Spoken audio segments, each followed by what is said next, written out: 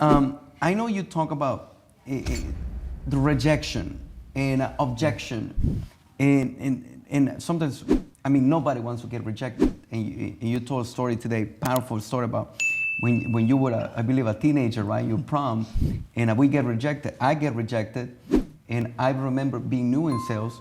I would get rejected, and I wouldn't talk to anybody for 2 weeks. Right. And I never wanted to talk to people. So tell us, how can we, as salespeople, improve in our process of rejection? So don't feel that down. Don't feel like I'm a loser. I'm not going to ever make it. Well, I gave a simple formula on stage, okay, for how you can be successful, and that is really simple, right? You first you got to talk to a lot of people. So all sales is really the secret simple thing is talk to people, right? Mm-hmm. The more people you talk with, the more policies you're going to write, the more people you're going to recruit. That's simple. Let's just talk about that. But what I want to do is I want to bend probability in my favor. So I know I'm going to get rejected. I don't like it. And I know I'm going to get objections. I don't like them. I've made thousands upon thousands upon thousands of prospecting calls. I don't like getting rejected. But what I want to do is bend the probability that I get a yes. I want to increase the probability I get a yes while decreasing the probability I get a no, while not decreasing the number of asks that I make, the number of people that I talk with. So the number one way is to start thinking process. So I can't take away the fact that the prospecting and objections are going to be painful. What I can say is that if you follow a process, if you follow a system, you're going to put more things in your pipe. You're still going to get rejected, you're still going to get objections, but you're going to increase the probability you get a yes. So whether by talking to more people. By talking to more people, by changing your approach. So you talk to a lot of people. You said, before we did this interview, you said, when I first started selling insurance, I was awful. And I thought, that's a really honest thing to say. It's really transparent to say I was terrible at it. But if you just think about it, what made you bad? It was that your approach just wasn't right. I think I was the worst. Yeah. So okay. But as your approach got better, right? More people said yes to you.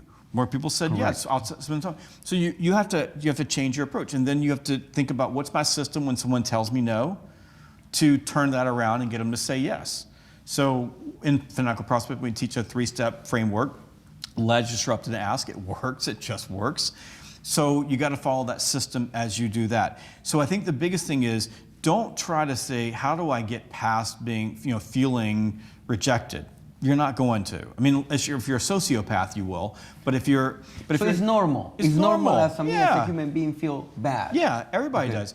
The thing is that if you allow that fear to keep you from prospecting, you are going to fail. There is no way around that.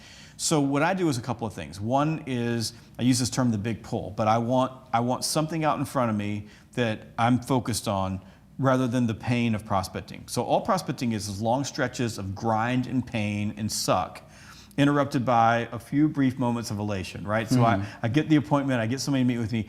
That's cool, but in the middle of a grind, you gotta have a goal. So if you were losing weight, or you're working out, or you're doing anything that's hard, if you don't have a big pull, a goal out there in front of you, it's hard. So start there. Why are you grinding? If you don't know why you're grinding, it's going to be hard to grind. So know that first.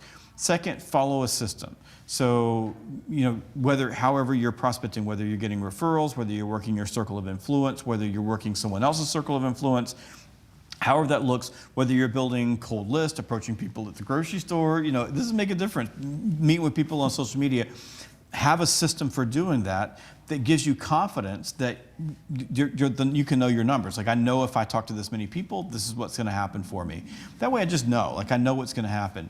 And then I think more than anything, gain awareness of the fact. That's why I would just say, just let yourself off the hook. Nobody likes getting rejected. Nobody wants objections. It's never going to go away. Never going to go away. Calling strangers still makes you nervous.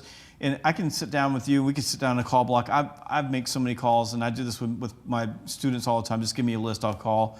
But the very first call is always the hardest one. It just is.